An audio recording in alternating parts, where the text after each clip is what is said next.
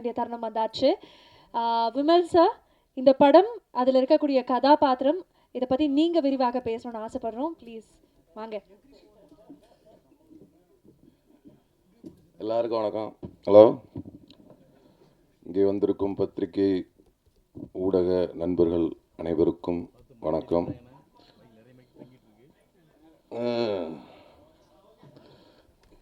மேடையில் அமர்ந்திருக்கும் பெரியோர்கள் அனைவருக்கும், அண்ணன் செந்தமிழன் ஆருயிர் அண்ணன் சீமான் அவர்களுக்கும் மற்றும் மேடையில் அமர்ந்திருக்கும் பெரியோர்கள் அவர்களுக்கும், தம்பி சாட்டை துரைமுருகன் அவர்களுக்கும் மற்றும் பெரியோர்கள் எல்லாருக்கும் என்னுடைய வணக்கத்தை தெரிவிச்சுக்கிறேன். இந்த படத்தில் நடிக்க எனக்கு வாய்ப்பு கொடுத்த தயாரிப்பாளர் இயக்குனர் எசக்கி கார்வணன் அவர்களுக்கும் என்னுடைய நன்றியை தெரிவிச்சுக்கிறேன். இந்த படத்தோட ஒளிப்பதிவாளர் சுகுமார் அண்ணனுக்கும் என்னுடைய நன்றியை தெரிவிச்சுக்கிறேன்.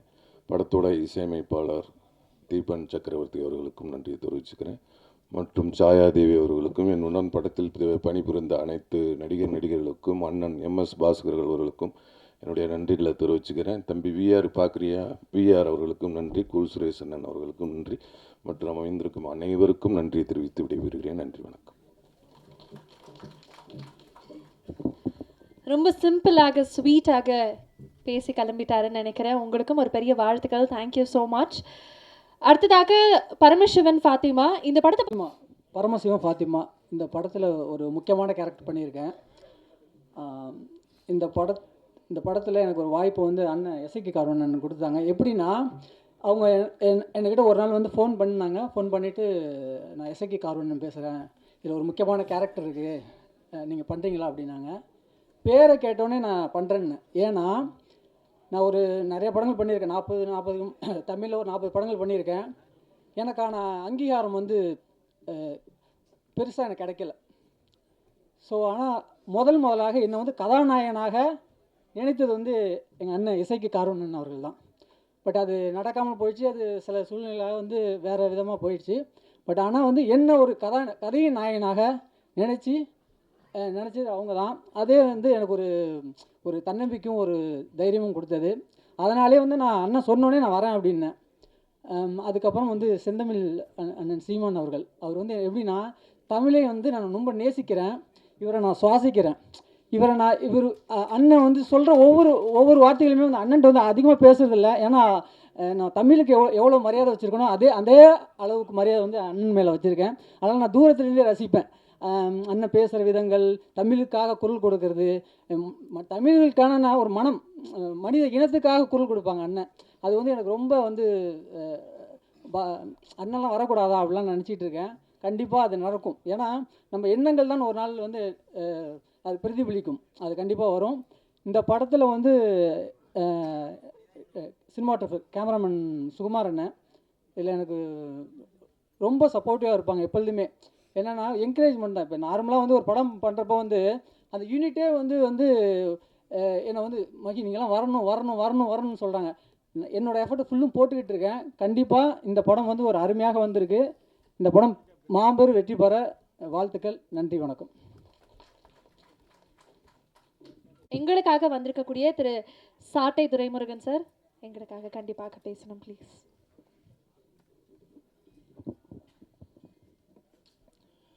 மேடையில் அமர்ந்திருக்கிற அண்ணன் உள்ளிட்ட அனைவருக்கும் அன்பு வணக்கம். அண்ணன் எசக்கி கார்வணன் வந்து ஒரு உணர்வு குவியலான ஒரு நபர். பொதுவாகவே வந்து கலைஞர்கள் வந்து ரொம்ப உணர்ச்சிவசப்பட்டன்னு சொல்லுவாங்க. அதில் அண்ணன் கார்வணன் வந்து ரொம்ப உணர்ச்சிவசப்பட்ட நபர். அது இந்த படத்தை பார்க்கும்போது தெரிஞ்சது அவர் எவ்வளவு அதோடைய உணர்ச்சி என்பது இந்த மொழிக்கானது, இந்த இனத்துக்கானது, இந்த சமூகத்துக்கானது. அவர் என்ன அவர் ஊரில் பார்த்தாரோ, என்ன அவர் ஊரில் நடக்குதோ அதை வந்து உண்மைக்கு ரொம்ப நெருக்கமாக இந்த படத்தை எடுத்து முடிச்சிருக்காரு. இந்த படத்தினுடைய ட்ரெய்லரை வந்து அண்ணன் சீமானவர்கள் வெளியிடும்போது நிறைய பேர் விமர்சனம் பண்ணியிருந்தாங்க. படத்தினுடைய ட்ரெய்லரில் வந்து ஒரு சமூகத்துக்கு, குறிப்பிட்ட மதத்துக்கு எதிரானது மாதிரி இருக்குது, இது வந்து மதம் மாற்றத்துக்கு எதிரான படம் மாதிரி இருக்குது, அதனால் ஒரு கிறிஸ்தவர்கள் வந்து இந்த படத்தை எதிர்ப்பாங்க, அப்புறம் அதே போல் வந்து இஸ்லாமியர்கள் இந்த படத்தை எதிர்ப்பாங்க, படத்தில் வந்து இஸ்லாமிய தொப்பி வச்சுட்டு ஒரு கோவிலில் ஆடுற மாதிரியான காட்சிகள்லாம் இருக்குது அப்படின்னு சொல்லி நிறைய விமர்சனங்கள் எழுந்தது. அப்போ அண்ணன் கூட என்கிட்ட கேட்டாங்க, நீ படம் பார்த்தியாடா, படம் எப்படிடா எடுத்திருக்கான் அப்படின்னாரு. அன்றைக்கு வந்து அண்ணா தரையில் பேசியதை தம்பிகள் திரையில் எடுத்தார்கள். இன்றைக்கு அண்ணன் தரையில் பேசியதை தம்பி திரையில் எடுத்திருக்கார். அவ்வளோதான். நான் அண்ணன் சீமானவர்கள் பேசுகிற அரசியல் பல்வேறு படங்களில் மறைமுகமாக எடுக்கப்படும். அண்ணன் சீமானவர்களுக்கு கிரெடிட் கூட கொடுக்க மாட்டாங்க. வசனங்கள் வந்து அண்ணன் சீமானவர்கள் மேடையில் பேசின வசனமாக இருக்கும். அதை பேசி அவங்க கைத்தட்டி வாங்கிட்டு போயிடுவாங்க. அதுக்கப்புறம் அதை மறந்து போயிடுவாங்க, கடந்து போவாங்க. ஆனால் அண்ணன் அவர்கள் பேசுகிற அரசியலை ஒரு திரைமொழியாக மாற்றி அதற்குள்ள எங்கே நீ போனாலும் உன்னுடைய வேரை மறக்கக்கூடாது அப்படிங்கிறது அந்த படம் சொல்ல வருகிற செய்தி. வையத்துள் வாழ்வாங்க வாழ்பவன் வானுரையில் தெய்வத்துள் வைக்கப்படும் அப்படின்னு சொல்லி வள்ளுவர் சொல்கிறாரு. நம்ம அண்ணன் சீமான் சொல்லுவாங்க, நேற்று வரைக்கும் பெரியப்பாடா, செத்து போயிட்டா மாலை போட்டு கும்பிட்றோம் சாமியாக மாறிடுறாரு. அதே போல தான் நமக்கு முத்துராமலிங்க தேவர் நம்ம கண்ணுக்கு முன்னாடி வாழ்ந்த ஒரு சாமி. அதே போல தான் நம்ம தாத்தா இம்மானுவேல் சேகரனார் கண்ணுக்கு முன்னாடி வாழ்ந்த ஒரு சாமி. அப்படி தான் நம்ம தாத்தா காமராஜர் கண்ணுக்கு முன்னாடி வாழ்ந்த சாமி அப்படின்னு சொல்லி அந்த சீமானவர்கள் மேடையில் பேசுவாங்க. அப்படி இந்த படத்தில் குலசாமிகள் எப்படி உருவாக்கப்படுது, எப்படி இசக்கியம்மன், மாரியம்மன், பேச்சியம்மன், கருப்பசாமி இதெல்லாம் எப்படி உருவாக்கப்பட்டுச்சு அப்படிங்கிறத அவர் ஊரில் பார்த்த கதைகளோடு ஒப்பிட்டு ஒரு திரைக்கதையை உருவாக்கி அண்ணன் கார்வண்ணன் வந்து ஒரு ஆகச்சிறந்த படைப்பை கொடுத்துருக்காரு. தமிழ் குடிமகன் அப்படிங்கிற ஒரு படத்தின் மூலமாக வேறொரு அரசியலை பேசினார். அதே திருநெல்வேலி பக்கத்தில் நம்ம எல்லாரும் வந்து ஒடுக்கப்பட்ட மக்களுக்கான படம், ஒடுக்கப்பட்ட மக்களுக்கான படம்னு சொல்கிறோம். அது குறிப்பாக ஒரு குறிப்பிட்ட சமூகத்துக்கான படத்தை தான் ஒடுக்கப்பட்ட மக்களுக்கான படம்னு சொல்கிறோம். ஆனால் தமிழ் சமூகத்தில் ஒடுக்கப்பட்ட சமூகத்திலேயே, அதாவது பிற்படுத்தப்பட்ட சமூகத்திலேயே நிறைய சமூகங்கள் வந்து புறக்கணிக்கப்படுது. அப்படியே ஒரு புதுரை வண்ணார் அப்படிங்கிற ஒரு சமூகம் யாருமே இது வரைக்கும் வந்து பேசலை. அதை வந்து அண்ணன் இசக்கி கார்வண்ணன் தன் ஊரில் பார்த்ததை அந்த சமூகம் எப்படி புறக்கணிக்கப்படுது அப்படிங்கிறத படத்தில் வந்து காட்சிப்படுத்த தமிழ் குடிமகன். இன்றைக்கி ஓடிடி தளத்தில் அந்த படம் வந்து மிகப்பெரிய வரவேற்பை பெற்றிருக்கிறது. அண்ணன் சீமான் அவர்கள் சமீபத்தில் ஒரு பெரிய அரசியலை உடைச்சி எறிஞ்சார். கிட்டத்தட்ட 50 ஆண்டு காலமாக தமிழ் சமூகத்தில் பெரிய பலூன் போல ஊதிய பெரிதாக்கப்பட்ட பிம்பத்தை உடைச்சி எறிஞ்சார். அண்ணன் சீமான் அவர்கள் உடைச்சி எறிஞ்ச பிம்பத்தை தமிழ் குடிமகன் படத்தில் அண்ணன் இசக்கி கார்வண்ணன் உடைச்சி எறிஞ்சார். ஒரே வேவ்லெங்த்து. ஏன்னா ஹரிராமகிருஷ்ணன் அப்படிங்கிற பேரை மாற்றி கார்வண்ணன்னு பேர் வச்சது அண்ணன் சீமான் தான். அவர் அண்ணன் சீமானுடைய தம்பி, எங்களுடைய அண்ணன்கள் அவரும் ஒருத்தர். அதனால் இந்த படைப்பு சோரம் போகாது. அது தம்பியின் படைப்பு, தம்பிகளின் தம்பியுடைய படைப்பு. அதனால் இந்த படைப்பு சோரம் போகாது. இந்த படத்தில் ஆகச்சிறந்த இசையை வந்து தீபன் சக்கரவர்த்தி கொடுத்துருக்காங்க. இந்த இறுதி பாடல் நம்ம பார்த்தோம். நம்ம படம் முழுக்க பார்க்கும்போது ரொம்ப ஒரு உணர்ச்சி வசப்பட்ட பாடல், ஒரு ருத்ர தாண்டவம்னு சொல்லுவாங்க, சிவதாண்டவம். அதை கண்ணு முன்னாடி பார்த்த மாதிரி இருந்துச்சு. எல்லா பாடலுமே சிறப்பாக வந்திருக்கு. விமல் அவர்களும் சரி ஒரு மிகச்சிறப்பான ஒரு நடிப்பை கொடுத்துருக்காங்க. அவங்க தமிழ் சமூகத்தில் ஒரு புறக்கணிக்க முடியாத நடிகராக இந்த படத்தின் மூலமாக சத்தியமாக வருவார். அதேபோல் படத்தில் நடிச்சிருக்க ஒவ்வொருத்தருக்கும் என்னுடைய வாழ்த்துக்கள். அண்ணன் இசக்கி கார்வனுடைய இந்த படைப்பு வெல்ல என்னுடைய வாழ்த்துக்கள். நன்றி, வணக்கம்.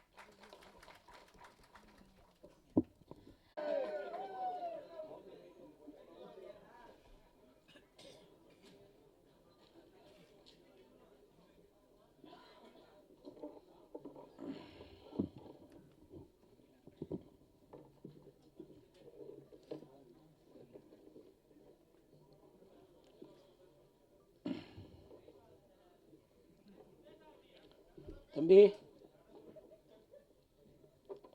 யாருக்கு மேடை தெரியும்ல, இது அவர் குரல் மட்டும்தான் கேட்கணும். ஓகே, மேடையில் அமர்ந்திருக்கும் அனைவருக்கும் வணக்கம். பத்திரிகை நண்பர்கள், ஊடக நண்பர்கள், இணையதள நண்பர்கள், பிஆர்ஓ நிக்கில் முருகன், மேனேஜர் முருகேசன். முருகேசா, நீ என் மகனா, நீ எங்கே இருக்கிறாய்? அனைவருக்கும் வணக்கம். மேடையில் பேசி கைத்தட்டல் வாங்கும் அளவிற்கு நான் செந்தமிழன் சீமான் இல்லை. தயவு செய்து நீங்களே ஒரு தடவை கை தட்டிடுங்கப்பா. இந்த கைத்தட்டல்கள் அனைத்தும் பரமசிவன் பாத்திமா அந்த குழுவிற்கு தான் போய் சேரும்.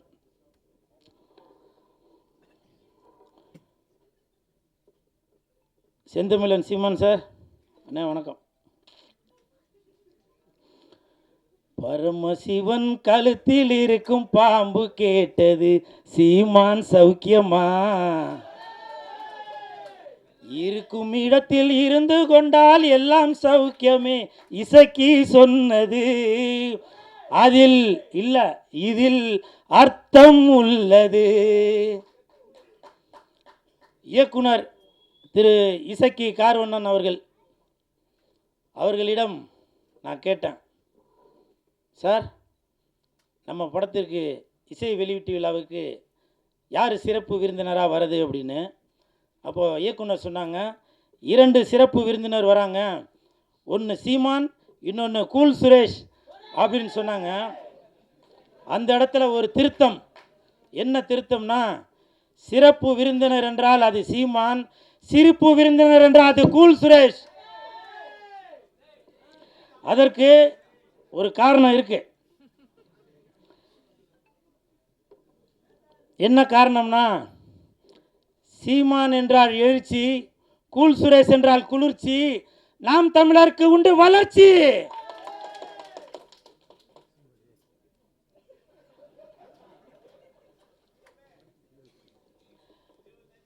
அது மட்டும் இல்லை, நான் எதுக்கு சீமான் அண்ணனை வந்து இந்த இடத்துல ஏதோ ஜால்ரா போட்டு ஏதோ பெருமையாக பேசுகிறார் போல் அப்படின்னு சில பேர் நினைக்கலாம். கமெண்ட்டில் சில பேர் கூட அந்த மாதிரி கமெண்ட் பண்ணிகிட்ருக்கீங்க. அதுக்கு ஒரு உதாரணம் சொல்கிறேன். இந்த பரமசிவன் பாத்திமா அந்த படத்திற்கு உண்மையிலேயே தகுதியான ஒரு மனிதர் என்றால் அது செந்தமிழன் சீமான் அண்ணன் மட்டும்தான். தமிழகத்தில் மட்டுமல்ல, இந்தியாவில் மட்டுமல்ல, உலகத்தில் உள்ள யாரை எடுத்துட்டாலுமே சரி, இந்த பரமசிவன் பாத்திமா படத்திற்கு இசை வெளியீட்டு விழாவிற்கு வரக்கூடிய தகுதியான ஒரே மனிதர் அது செந்தமிழன் அண்ணன் சீமான் அவர்கள் தான். காரணம், பாத்திமா பரமசிவன், பரமசிவன் பாத்திமா, பரமசிவன் ஆண், பாத்திமா பெண். தமிழகத்தில் 234 தொகுதிகளிலுமே புரிஞ்சிருக்கும் நினைக்க தட்டுங்க. 234 தொகுதியிலுமே சரிசமமாக ஆண் 117, பெண் 117 கொடுத்தாங்களா? இப்போ சொல்லுங்க, பரமசிவன் பாத்திமா அந்த படத்திற்கு இசை வெளியீட்டு விழாவிற்கு ஒரே தகுதியான மனிதர் என்றால் அது செந்தமிழன் அண்ணன் சீமான் அவர்கள் தான். அதே மாதிரி இந்த படத்தில் இசக்கி கார்வண்ணன் அவர்கள், இயக்குனர் அவர்கள் நிறையா டைலாக், அது நம்ம பார்க்கும்போதே நம்மளை அறியாமலே கண்டிப்பாக நீங்கள் படம் பார்க்கும்போது தெரியும் பாருங்கள், அந்த கூஸ் பம்ப்ஸ்ன்னு சொல்லுவாங்களே அது நடக்கும். காரணம், நானே அதில் சில வசனங்களை பேசியிருக்கேன், அவர் சாருக்கு சொல்லி கொடுத்தது தான்.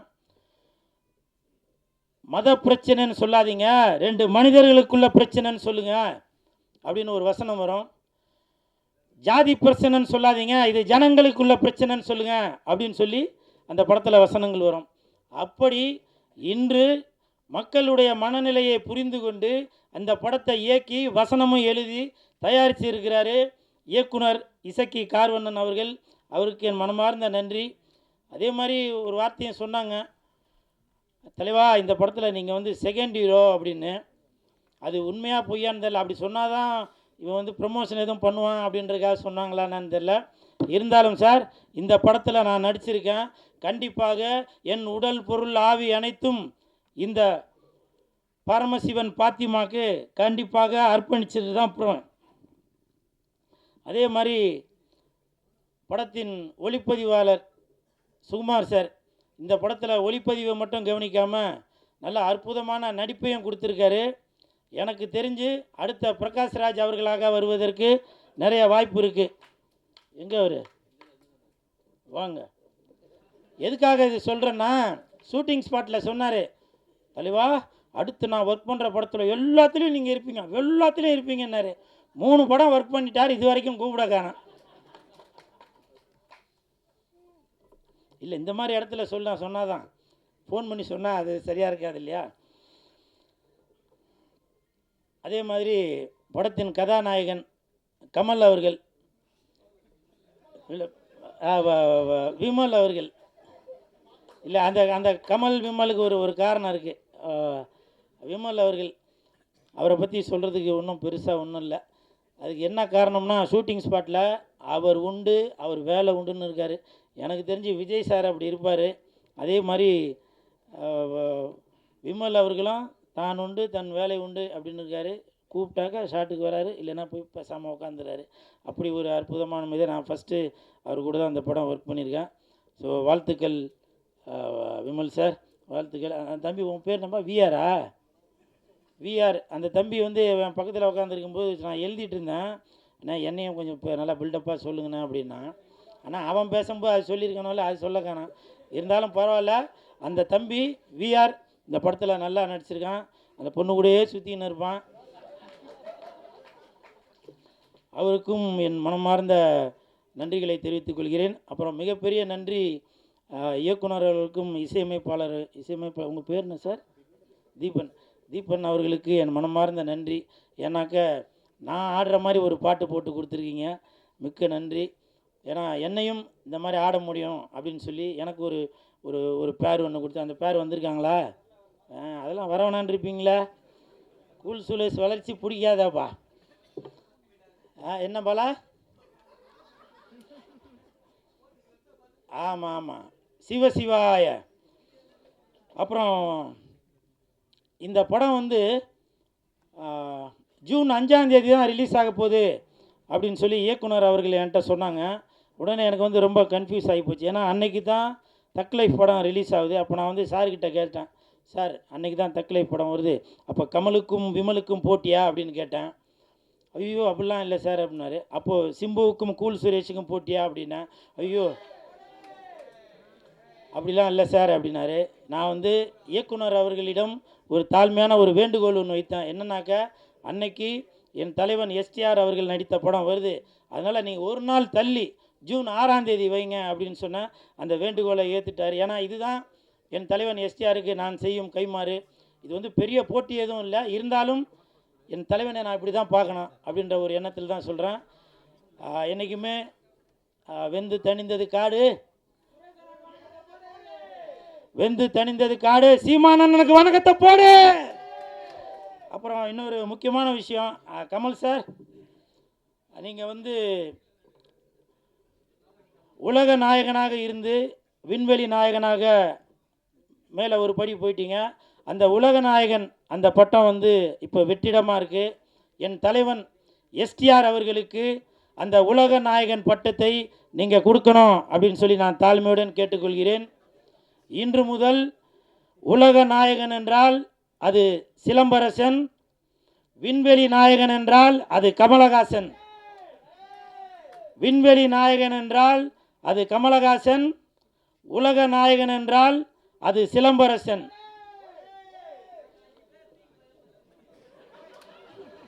என்னவோ சொன்னீங்கப்பா, கேட்கலவா? பரமசிவன் பாத்திமா வருகின்ற ஜூன் 6, கொஞ்சம் பார்த்துமா. நன்றி நன்றி நன்றி நன்றி.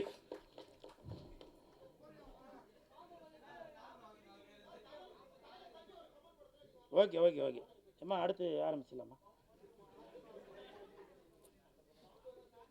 ஓ இல்லை, நான் இந்த இடத்துல ஒரு ஒரு விஷயம் சொல்லணும்னு நினைக்கிறேன். இப்போ நிறையா பேர் நினைக்கலாம், என்னவோ அப்படி போட்டுன்னு அப்படி வந்து நிற்கிறானடா அப்படின்னு. அதை பற்றிலாம் நான் எதுவும் கவலைப்படலாங்க. இதே நான் ஒரு ஒரு படத்தில் போட்டு நான் ஆடி இருந்தால் என்ன நினச்சிப்பேன்? சினிமாவில் காதலிச்சா ரசிக்குதப்பா உள்ளம், நிஜ வாழ்க்கையில் காதலிச்சா பறிக்குதப்பா பள்ளமா? சொல்லுங்கள். இதெல்லாம் பார்த்தா உங்களுக்கு இப்போவும் சொல்கிறேன் வேணாம் அது சொன்னால். ஏன்னா கூல் சுரேஷ் இருக்கிற இடம் எப்போவுமே ஒரு ஒரு ஒரு கலகலப்போடு தான் இருக்கணும். நிறைய பேர் கமெண்ட்டில் அது இது சொல்லுவீங்க. செந்தமிழர் அண்ணன் சீமான் அவர்கள் இருக்காங்க, அவர் சொன்ன வார்த்தையை தான் இப்போ நான் சொல்கிறேன். வேர்க்காமல் விளையாட முடியாது, விமர்சனம் இல்லாமல் வளர முடியாது. அண்ணன் சீமான் அவர்கள் சொன்னது தான். நான் அதை இன்ன வரைக்கும் அதை ஃபாலோ பண்ணிட்டு தான் இருக்கேன். சரிங்களா? நிறையா பேர் நினைக்கலாம், என்னப்பா இவர் வந்து ஏதோ கோமாளி வேஷம் போட்டுட்ருக்காரு அப்படின்னு. நான் கோமாளி இல்லைங்க, இன்னை வரைக்கும் ஏமாளி. என்னை எத்தனை இயக்குனர்கள் ஏமாற்றிருக்காங்க தெரியுமா? எத்தனை தயாரிப்பாளர்கள் என்னை ஏமாற்றிருக்காங்க தெரியுமா? ஒரு படத்துக்கும் கதாநாயகன் கதாநாயகி அவங்க இவங்க எல்லாரையும் நடிக்க வச்சு அதை பண்ணி இதை பண்ணிவிட்டு வெள்ளிக்கிழமை மணிக்கு என்கிட்ட சொல்லுவாங்க, சார் நான் தெரியாமல் அவரை புக் பண்ணிட்டேன், தெரியாமல் இவங்களை புக் பண்ணிட்டேன் அப்படின்லாம் சில விஷயங்கள்லாம் சொல்லுவாங்க. அப்போது என்கிட்ட சொல்லுவாங்க, சார் நீங்கள் தான் வந்து கொஞ்சம் ஏதாவது இது பண்ணுங்கள், நான் உங்களை அடுத்த படத்தில் அதை பண்ணுறேன் இதை பண்ணுறேன்னு. இப்போவும் சொல்கிறேன், நான் கோமாளி இல்லைங்க, ஏமாளி.